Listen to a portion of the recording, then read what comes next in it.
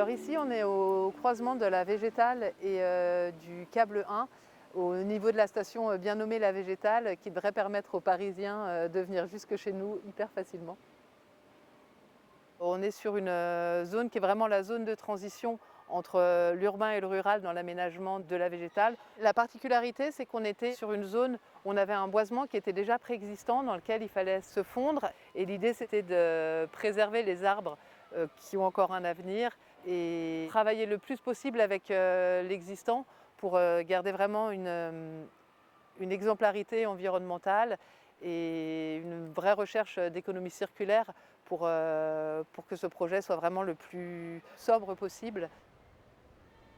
On a fait quelques découvertes aussi qu'on a voulu vraiment mettre en valeur au cours du chantier, notamment cet ouvrage hydraulique. Et plutôt que de le démolir complètement, on a choisi de le conserver. Il était très abîmé à certains endroits.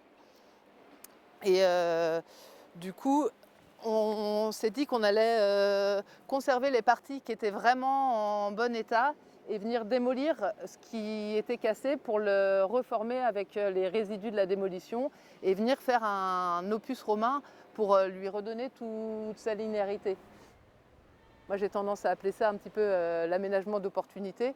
C'est vraiment utiliser tout ce qu'on a sur place pour faire grandir le projet avec l'idée que l'existant nous permet de le faire et qu'on a un résultat qui est aussi qualitatif que si on ramenait des matériaux de l'extérieur.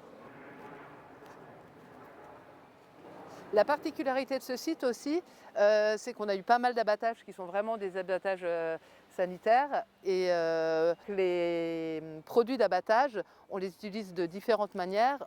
Soit on les broie et on vient pailler les massifs de plantation nouvellement créés, soit on les coupe et on les pose en stère, ce qui permet d'amener une image un petit peu bucolique à l'aménagement, mais surtout ça sert d'abri à la petite faune.